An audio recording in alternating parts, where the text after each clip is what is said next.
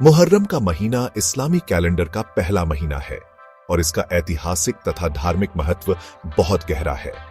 मुसलमानों के लिए यह महीना विशेष रूप से करबला की दुखद घटना से जुड़ा हुआ है, जहां पैगंबर मोहम्मद सल्लल्लाहु अलैहि वसल्लम के नवासे हजरत इमाम हुसैन रजी अल्लाहु अन्हु और उनके साथियों ने शहादत प्राप्त की थी।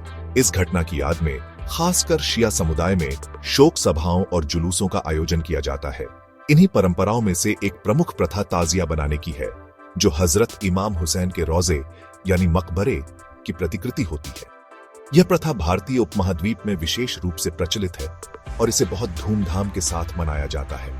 ताजिया की परंपरा में बांस, लकड़ी और रंगीन कागजों से मकबरे की विस्तृत और कलात्मक प्रतिकृतियां बनाई जाती हैं।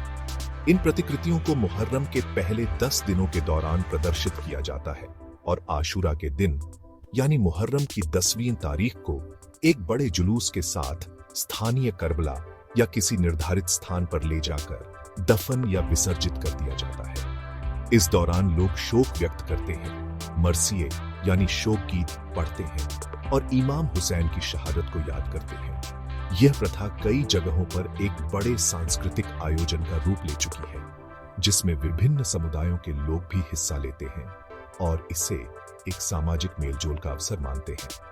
हालांकि ताजिया की यह प्रथा इस्लामी जगत में विशेष रूप से सुन्नी समुदाय के भीतर एक गहरे धार्मिक और सैद्धांतिक बहस का विषय रही है। सुन्नी इस्लाम के विद्वान इस प्रथा को इस्लाम के मूल सिद्धांतों, विशेष रूप से तौहीद यानी एकेश्वरवाद और बिदअत यानी धर्म में नवाचार की अवधारणाओं के आलोक में देखते हैं। उनका दृष्टिकोण इस बात पर केंद्रित है कि क्या इस तरह की प्रथाएं कुरान और पैगंबर मोहम्मद सल्लल्लाहु की शिक्षाओं के अनुरूप है।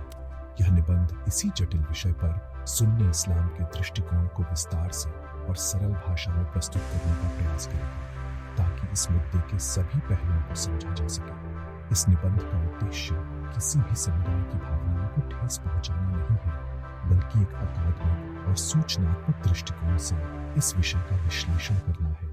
हम यह समझने की कोशिश करेंगे कि सुन्नी विद्वान ताजिया की प्रथा को क्यों अस्वीकार मानते हैं। इसके लिए हम तौहीद, शिर्क और बिदअत के इस्लामी सिद्धांतों की गहराई में जाएंगे। साथ ही हम यह भी देखेंगे कि सुन्नी परंपरा में मुहर्रम के महीने का वास्तविक महत्व क्या है और इमाम हुसैन की शहादत को याद करने का सही इस्लामी तरीका क्या हो सकता है। इस विश्लेषण से हमें इस प्रथा के धार्मिक, सांस्कृतिक और सामाजिक आयामों को बेहतर ढंग से समझने में मदद मिलेगी। इस्लाम का सबसे बुनियादी और महत्वपूर्ण सिद्धांत तौहीद है, जिसका शाब्दिक अर्थ है एक मानना या एकेश्वरवाद। यह केवल एक दार्शनिक अवधारणा नहीं है, बल्कि यह एक मुसलमान के पूरे जीवन और उसकी आस्था का केंद्र बिंदु है। तौहीद का सार यह है कि अल्लाह एक है, उसका कोई सांझी या समकक्ष नहीं है और केवल वही पूजा, इबादत और प्रार्थना के योग्य है। वह हर चीज का निर्माता, पालनहार और शासक है। यह विश्वास इस्लाम को अन्य सभी धर्मों और विचारधाराओं से अलग करता है और एक मुसलमान के अल्लाह के साथ संबंध को परिभाषित करता है। यह सिद्धांत हर मुसलमान के लिए अनिवार्य है। कुरान मजीद में तौहीद के सिद्धांत पर बार बार जोर दिया गया है। सूरह अल इखलास अध्याय 112, जिसे कुरान का सार भी कहा जाता है, इस अवधारणा को बहुत स्पष्ट रूप से प्रस्तुत करती है। इसमें कहा गया है, कहो वह अल्लाह एक है। अल्लाह बेनियाज है, यानी किसी का मोहताज नहीं। न उसकी कोई संतान है और न वह किसी की संतान है और कोई उसके बराबर का नहीं है। यह छोटी सी सूरह तौहीद के सभी पहलुओं को समाहित करती है और किसी भी प्रकार की साझेदारी या मानवीय गुणों को अल्लाह के लिए अस्वीकार करती है। यह इस्लाम की आस्था की वह नींव है जिस पर पूरी इमारत खड़ी होती है। तौहीद का व्यावहारिक अर्थ यह है कि एक मुसलमान को अपनी सभी प्रकार की इबादतें जैसे दुआ, नमाज, रोजा और बलिदान केवल और केवल अल्लाह के लिए ही करनी चाहिए। किसी भी अन्य व्यक्ति, वस्तु या प्रतीक को इबादत का माध्यम बनाना या उसे अल्लाह के समान पवित्र समझना तौहीद के सिद्धांत का उल्लंघन है। पैगंबर मोहम्मद सल्लल्लाहु ने अपनी पूरी जिंदगी इसी संदेश का प्रचार किया। उनका मिशन लोगों को मूर्तियों, पूर्वजों और अन्य मखलूकात यानी सृजित वस्तुओं की पूजा से निकालकर एक अकेले अल्लाह की इबादत की ओर लाना था। यह इस्लाम का मूल संदेश है। तौहीद केवल एक अकादमिक विश्वास नहीं है, बल्कि यह एक जीवन शैली है। यह इंसान को हर प्रकार की गुलामी से मुक्त करता है, चाहे वह इंसानों की गुलामी हो, इच्छाओं की गुलामी हो या अंधविश्वासों की गुलामी हो। जब एक व्यक्ति यह मानता है कि केवल अल्लाह ही नफा और नुकसान का मालिक है, तो वह किसी और से डरना या किसी और से उम्मीद लगाना छोड़ देता है। यह विश्वास उसे आत्मसम्मान, साहस और मानसिक शांति प्रदान करता है। सुन्नी इस्लाम में किसी भी प्रथा या परंपरा को इसी कसौटी पर परखा जाता है कि क्या वह तौहीद के इस शुद्ध और अखंड सिद्धांत के अनुरूप है या नहीं। यदि तौहीद इस्लाम की नींव है, तो शिर्क उस नींव को नष्ट करने वाला सबसे बड़ा गुनाह है। शिर्क का शाब्दिक अर्थ है साझेदारी या शरीक करना। इस्लामी परिभाषा में शिर्क का मतलब है अल्लाह की जात यानी अस्तित्व, उसकी सिफात मतलब गुणों या उसकी इबादत में किसी और को साझी या बराबर मानना। यह तौहीद के सिद्धांत का सीधा उल्लंघन है और इस्लाम में इसे अक्षम्य पाप माना गया है यदि व्यक्ति बिना पश्चाताप के मर जाए। शिर्क केवल पत्थर की मूर्तियों की पूजा तक ही सीमित नहीं है, बल्कि इसके कई सूक्ष्म और प्रत्यक्ष रूप हो सकते हैं जो एक व्यक्ति की आस्था को कमजोर कर सकते हैं। कुरान में शिर्क को सबसे गंभीर अपराध बताया गया है। सूरह लुकमान अध्याय 31 आयत 13 में हजरत लुकमान अपने बेटे को नसीहत यानी सलाह करते हुए कहते हैं, ऐ मेरे बेटे, अल्लाह के साथ किसी को शरीक न करना। बेशक शिर्क बहुत बड़ा जुल्म है। इसी तरह सूरह अन-निसा अध्याय 4 आयत 48 में अल्लाह ताला स्पष्ट रूप से फरमाते हैं, निश्चित रूप से अल्लाह इस बात को माफ नहीं करेगा कि उसके साथ किसी को शरीक किया जाए, लेकिन वह इसके अलावा जिसे चाहे माफ कर देगा।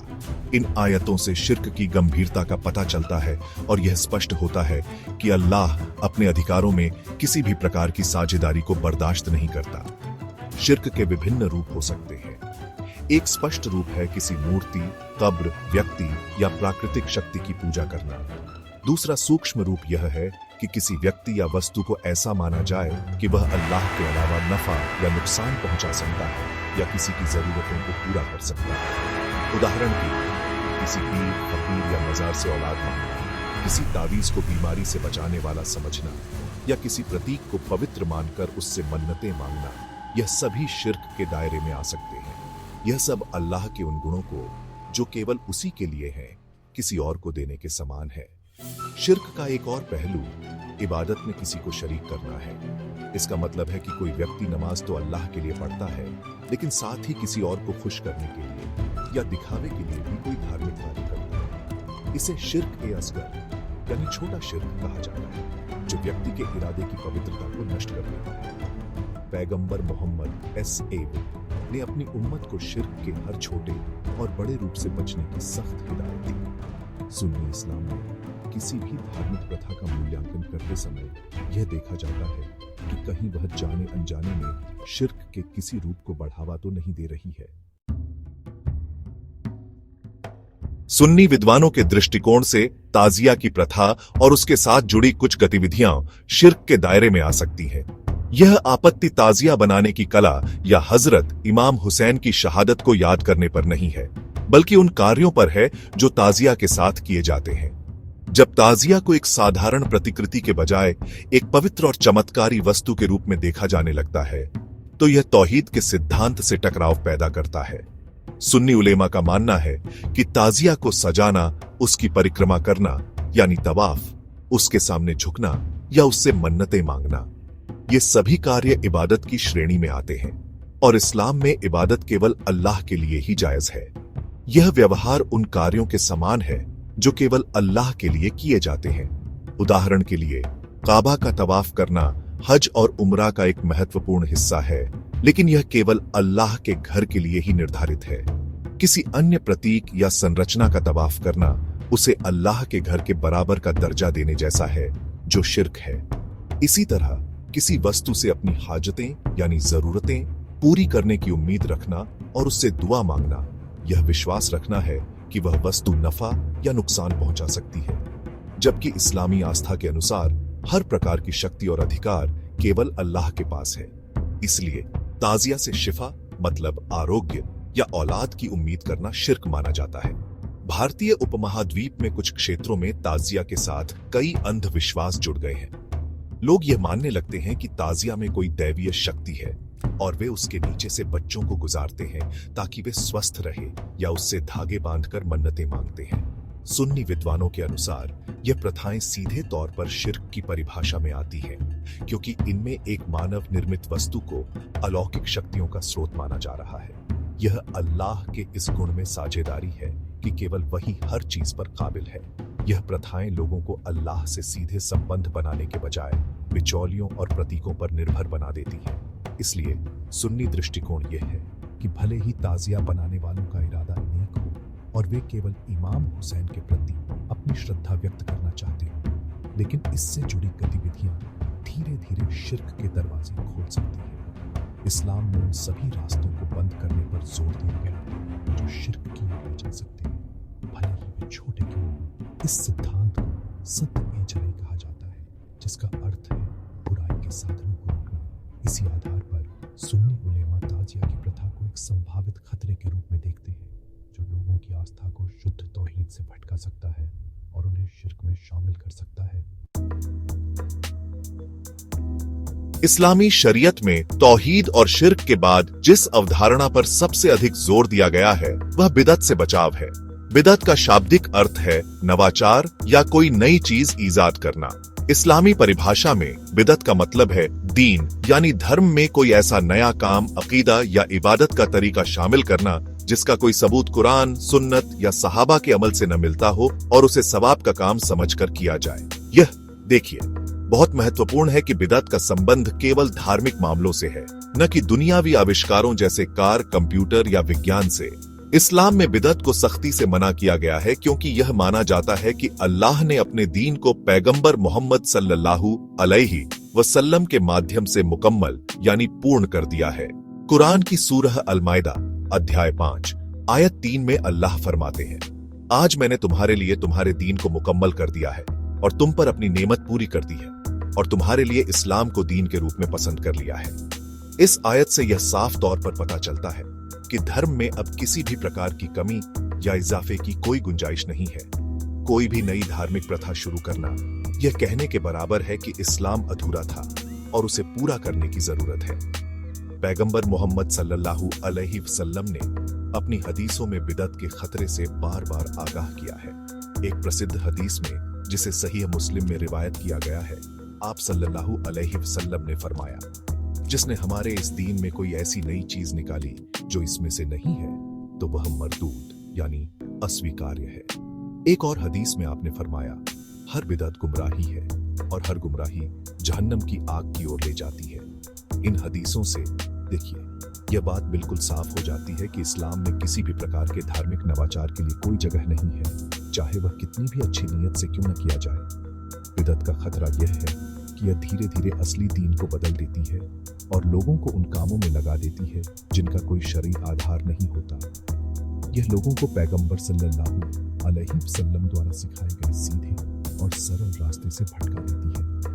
समय के साथ ये नई प्रथाएं इतनी प्रचलित हो जाती हैं कि लोग उन्हें ही असली दीन समझने लगते हैं और सुन्नत यानी पैगंबर का तरीका को भूल जाते हैं। इसलिए सुन्नी विद्वान किसी भी प्रथा का मूल्यांकन करते समय यह देखते हैं कि क्या वह पैगंबर सल्लल्लाहु अलैहि वसल्लम और उनके सहाबा के जमाने में मौजूद थी या नहीं। यदि नहीं तो उसे बिदअत माना जाता है। सुन्नी विद्वानों के अनुसार ताजिया की प्रथा एक स्पष्ट बिदअत है क्योंकि इसका कोई सबूत न तो कुरान में मिलता है, न ही पैगंबर मोहम्मद सल्लल्लाहु अलैहि वसल्लम की सुन्नत में और न ही उनके सहाबा के जीवन में। इमाम हुसैन की शहादत इस्लामी इतिहास की एक अत्यंत महत्वपूर्ण और दुखद घटना है जो सन 61 हिजरी यानी 680 ईस्वी में हुई। लेकिन उनकी शहादत के बाद सदियों तक किसी ने भी उनकी याद में मकबरे की प्रतिकृतियां बनाने और जुलूस निकालने की प्रथा शुरू नहीं की। न तो सहाबा ने, न ताबईन यानी सहाबा के बाद की पीढ़ी ने और न ही शुरुआती दौर के महान इमामों जैसे इमाम अबू हनीफा, इमाम मालिक, इमाम शाफई और इमाम अहमद बिन हंबल ने ऐसा कोई काम किया या करने की सलाह दी। ऐतिहासिक रूप से ताजिया की प्रथा का दस्तावेजीकरण बहुत बाद में शुरू हुआ माना जाता है कि यह प्रथा 10वीं शताब्दी के आसपास ईरान और इराक में शिया शासकों, विशेष रूप से बुवाइहिद वंश के संरक्षण में शुरू हुई। भारत में इसका आगमन और भी बाद में लगभग 14वीं शताब्दी में तैमूर के आक्रमण के साथ माना जाता है। इसे अवध के नवाबों जैसे शिया शासकों ने बड़े पैमाने पर बढ़ावा दिया, जिसके बाद यह भारतीय उपमहाद्वीप की संस्कृति का हिस्सा बन गई। यह ऐतिहासिक तथ्य इस बात की पुष्टि करता है कि यह प्रथा इस्लाम के शुरुआती दौर में मौजूद नहीं थी, बल्कि यह एक बात का नवाचार है। सुन्नी दृष्टिकोण से यदि हजरत इमाम हुसैन की शहादत को याद करने का यह सबसे अच्छा तरीका होता तो पैगंबर सल्लल्लाहु अलैहि वसल्लम के परिवार के सदस्य और उनके सहाबा से जरूर अपनाते, क्योंकि वे तीनों को हमसे बेहतर समझते थे और इमाम हुसैन से सबसे ज्यादा मोहब्बत करते थे। उनका ऐसा न करना इस बात का प्रमाण है कि वे इस्लामी शरीयत का हिस्सा नहीं है। इसके बजाय उन्होंने धैर्य दिया और इमाम हुसैन के बलिदान से सबक सीखने पर जोर दिया। किसी प्रियजन की मृत्यु पर शोक मनाना एक स्वाभाविक मानवीय भावना है, लेकिन इस्लाम ने इसका एक तरीका निर्धारित किया है जिसमें अत्यधिक विलाप, छाती पीटना या स्मारकों का निर्माण शामिल नहीं है। इसलिए सुन्नी उलेमा ताजिया बनाना, जुलूस निकालना और मातम करने की ऐसी आदत मानते हैं जो लोगों को इबादत के सही तरीके से दूर करती है। उनका तर्क है कि इमाम हुसैन की शहादत को याद करने का सबसे अच्छा तरीका उनके मिशन को समझना है, जो सत्य और न्याय के लिए खड़ा होना था। उनकी आत्मा के लिए दुआ करना, उनके परिवार के लिए मगफिरत की प्रार्थना करना और आशूरा के दिन रोजा रखना, जैसा कि पैगंबर सल्लल्लाहु अलैहि वसल्लम ने सिखाया, यह सब सुन्नत के अनुरूप है। ताजिया जैसी प्रथाओं को अपनाना धर्म में एक ऐसी चीज को जोड़ने के समान है जिसे अल्लाह और उसके रसूल ने निर्धारित नहीं किया। सुन्नी इस्लाम में मुहर्रम के महीने को शोक और मातम के महीने के रूप में नहीं, बल्कि इबादत, चिंतन और अल्लाह की रहमत के महीने के रूप में देखा जाता है। यह इस्लामी कैलेंडर के 4 पवित्र महीनों में से एक है, जिन्हें अशहुरुल हुरुम कहा जाता है। कुरान में सूरह अत-तौबा अध्याय 9 आयत 36 में इन महीनों की पवित्रता का उल्लेख किया गया है और इनमें लड़ाई झगड़े और गुनाहों से विशेष रूप से बचने का हुक्म दिया गया है। मुहर्रम का महीना मुसलमानों को एक नए इस्लामी वर्ष की शुरुआत में अपनी आध्यात्मिक स्थिति का जायजा लेने और अल्लाह से अपने संबंध को मजबूत करने का अवसर प्रदान करता है। इस महीने का सबसे महत्वपूर्ण दिन आशूरा है, जो मुहर्रम की 10वीं तारीख को आता है। इस दिन का महत्व करबला की घटना से बहुत पहले का है। सही हदीसों के अनुसार जब पैगंबर मोहम्मद सल्लल्लाहु अलैहि वसल्लम मदीना आए तो उन्होंने देखा कि यहूदी लोग आशूरा के दिन रोजा रखते हैं। जब उन्होंने इसका कारण पूछा तो उन्हें बताया गया कि इसी दिन अल्लाह ने हजरत मूसा अलैहिस्सलाम और उनकी कौम को फिरौन के जुल्म से निजात दिलाई थी। इस पर पैगंबर सल्लल्लाहु अलैहि वसल्लम ने फरमाया, हम मूसा अलैहिस्सलाम के तुमसे ज्यादा हकदार हैं, और उन्होंने खुद भी इस दिन रोजा रखा और मुसलमानों को भी इसका हुक्म दिया।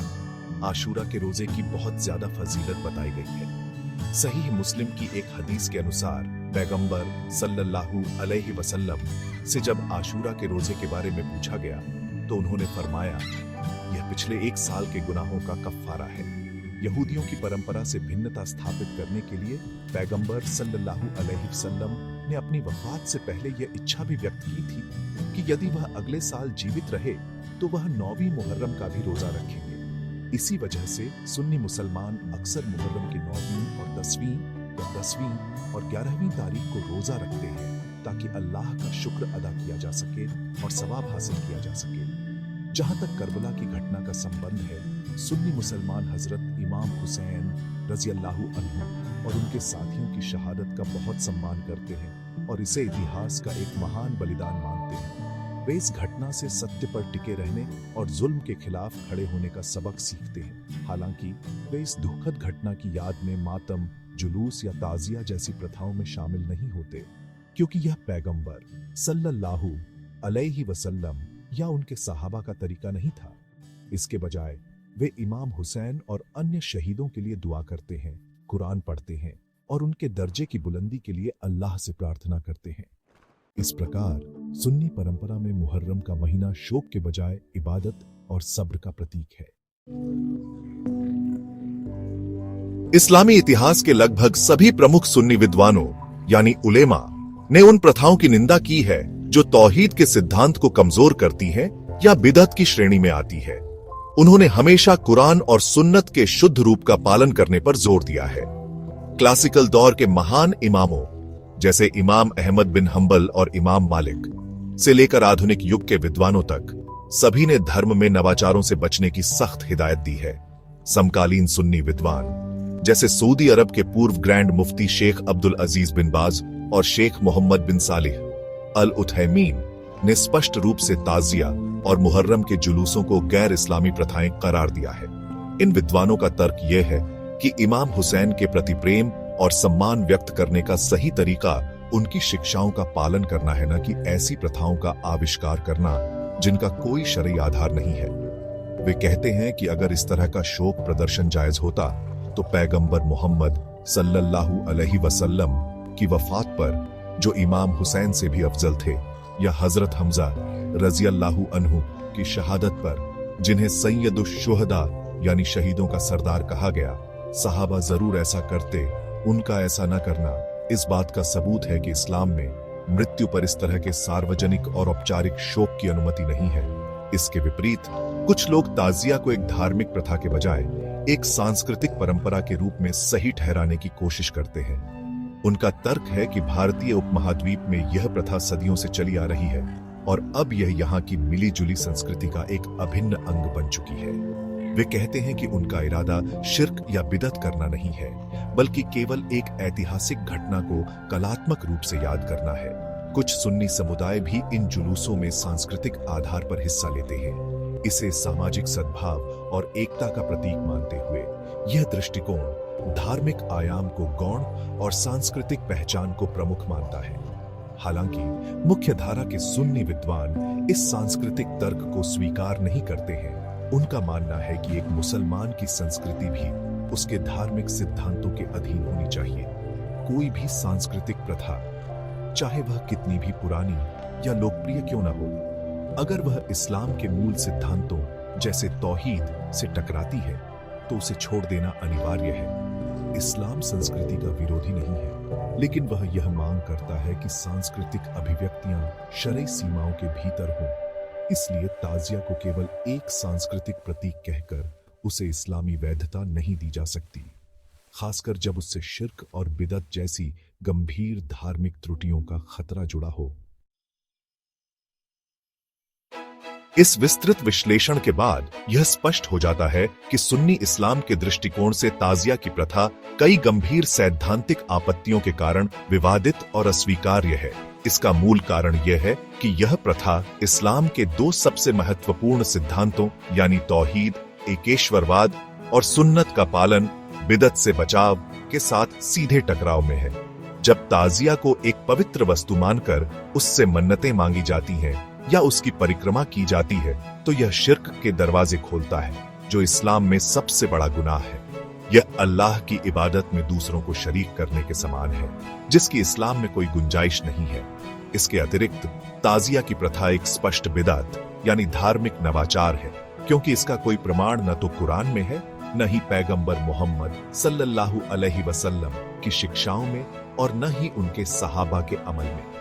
यह एक ऐसी प्रथा है जो इस्लाम के शुरुआती दौर के कई सदियों बाद शुरू हुई। इस्लाम एक मुकम्मल दीन है और इसमें किसी भी नए धार्मिक कार्य को जोड़ने की अनुमति नहीं है। सुन्नी विद्वानों का मानना है कि इमाम हुसैन रजी अल्लाहु अन्हु की शहादत को याद करने का सबसे अच्छा तरीका वह है जो शरीयत के अनुरूप हो, न कि वह जो बाद में लोगों द्वारा इजाद किया गया हो। सुन्नी इस्लाम के अनुसार मुहर्रम का महीना शोक और मातम का नहीं, बल्कि इबादत, सब्र और अल्लाह का शुक्र अदा करने का महीना है। आशुरा के दिन रोजा रखना पैगंबर सल्लल्लाहु अलैहि वसल्लम की सुन्नत है और इसका बहुत बड़ा सवाब है। इमाम हुसैन रजी अल्लाहु अन्हु की शहादत से हमें जुल्म के खिलाफ हक पर डटे रहने का सबक मिलता है। उनके प्रति सच्ची श्रद्धा यह है कि हम उनके और तमाम शहीदों के लिए अल्लाह से दुआ करें, उनके मिशन को समझें और अपने जीवन में इस्लामी सिद्धांतों को अपनाएं। यह एक शांत, गहरा और आध्यात्मिक तरीका है जो दिखावे और नवाचार से मुक्त है। अंत में सुन्नी इस्लाम के नजरिए से सही विकल्प यह है कि ताज़िया जैसी प्रथाओं से बचा जाए जो इस्लामी आस्था की बुनियाद को कमज़ोर कर सकती है।